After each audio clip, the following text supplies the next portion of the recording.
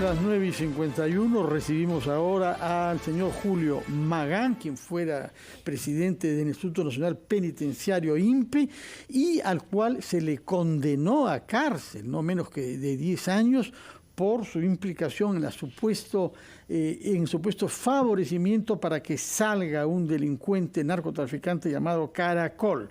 Ahora, por decisión de la Corte Suprema, el señor Magán está libre. Señor Magán, muy buenos días y bienvenido a RPP. Buenos días, estimado Fernando, Carlos, Mónica, gracias por la oportunidad de poder... Sí, gracias a usted. Gracias a usted por explicarnos, por una parte, ¿cuál es el argumento que se ha adoptado para liberarlo de una prisión que se le había impuesto de 10 años? Y después nos explicará cómo explica usted que en su caso se haya cometido un error de esa naturaleza. Mira, Fernando, el tema central es que la resolución de la Sala Penal Permanente de la Corte Suprema, que me absuelve por un tema de fondo, no de forma como se dice que es un tecnicismo, es un tema de fondo, porque en el proceso, desde el año 2014 hasta noviembre de este año, tanto el Juzgado Unipersonal del Callao como la Sala Penal, como la Sala Superior de la Primera Sala Superior del Callao, convalidó una serie de vicios procesales. Digamos, se violentó el tema del debido proceso en materia de defensa, respecto al problema de la desvinculación, sobre la homogeneidad de los bienes protegidos para el delito de patrocinio ilegal y para el delito de encubrimiento. No hubo un mandato de detención que impida la salida del interno Gerson Galvez. Entonces, además el juez era una persona incompetente para poder dictar una sentencia de esa naturaleza. Entonces hay todos unos vicios procesales que la Sala Penal Permanente de la Corte Suprema, digamos, dice que todo eso origina nulidad y por tanto se me absuelve no solamente a mí, sino a las otras personas por un tema de inocencia, no es un problema de tecnicismo. Los vicios procesales de los cuales usted habla, que han determinado que finalmente sea absuelto en la Corte Suprema, después de además de haber ratificado, digamos, su presunta culpabilidad en niveles inferiores, ¿usted a qué lo atribuye? ¿A que ha habido una deficiencia en el manejo o a que usted podía convertirse en una especie de chivo expiatorio o enemigos importantes, digamos, en esos niveles para que usted finalmente, en una instancia suprema, donde ya no hay apelación, pues usted salga absuelto de esa responsabilidad? Mira, Mónica, gracias por la pregunta. Yo creo que ahí hay varios temas. Primero, yo creo que hay una negligencia y una formación profesional muy pobre de parte de los fiscales, digamos, de la Fiscalía Anticorrupción y de algunos jueces, de algunos magistrados de la Corte Superior del Callao vinculados a esta mafia judicial, digamos, de los cuellos blancos. Entonces me utilizaron a mí como un chivo expiatorio para, digamos, tratar de tapar toda la corrupción que estaban ahí, porque acuérdate que el proceso, digamos, de los cuellos blancos revienta en julio del 2018 y ¿cómo se llama? El presidente del Poder Judicial, el doctor Luis Rodríguez, él renuncia, digamos, en la segunda quincena del mes de julio y el primero de agosto sacan la sentencia donde me condenan, digamos, violentando todas las normas del debido proceso. No solamente se ha vulnerado el debido proceso, sino a la prueba, a la debida motivación de las resoluciones judiciales y una infracción a las normas procesales sobre la competencia y la vinculación jurídica, que se hizo una interpretación errónea de las leyes penales y eso ha acarreado la nulidad insubsanable. Entonces, ese es el tema de fondo, ¿no? Señor Magán, ¿cómo está? Buenos días.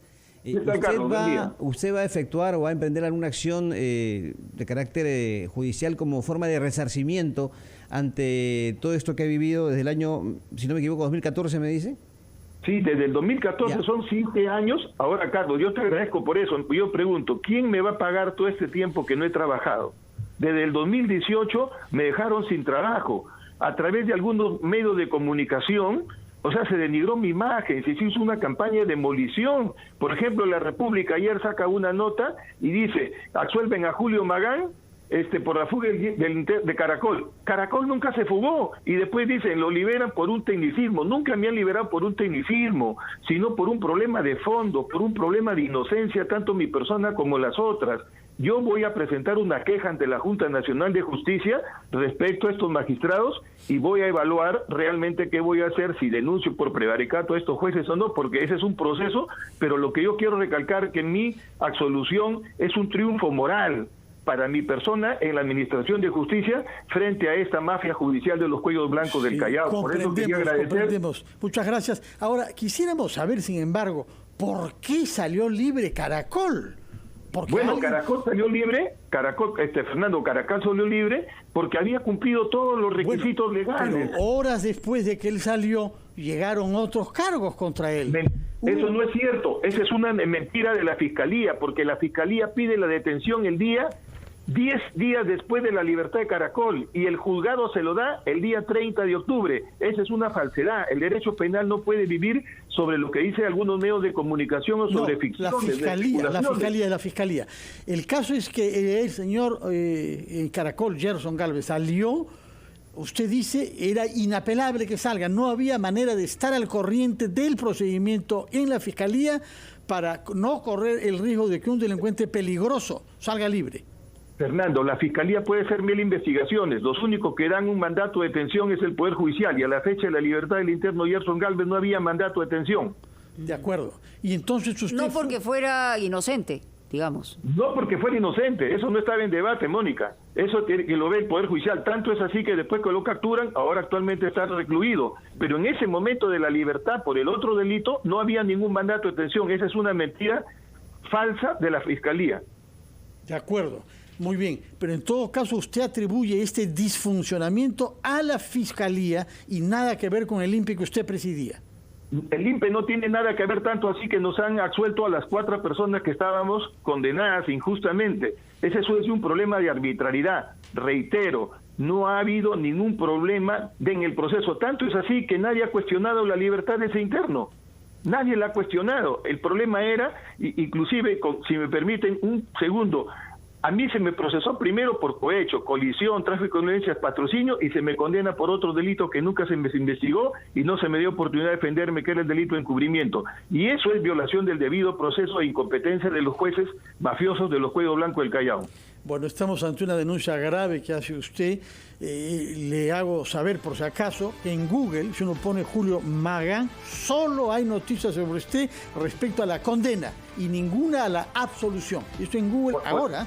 Fíjese cómo estamos con dificultades para informarnos. Muchas gracias y felicitaciones entonces de que se haya establecido su inocencia y lamentamos que haya tenido que estar en la cárcel tanto tiempo sin ninguna razón por lo que la justicia ha concluido. Muchas gracias, señor Magán. Gracias a ustedes por esta oportunidad. Muchas gracias. A usted y buenos días. Bueno, terminamos nuestro programa con este testimonio del señor Magán, que ha pasado en la cárcel varios años, según la Corte Suprema, sin ninguna razón. Muy bien, nos vemos mañana, compañeros, a las 8 de la mañana, una nueva versión de Ampliación de Noticias. Quédense, entre tanto, con RPP, la voz de todo el Perú.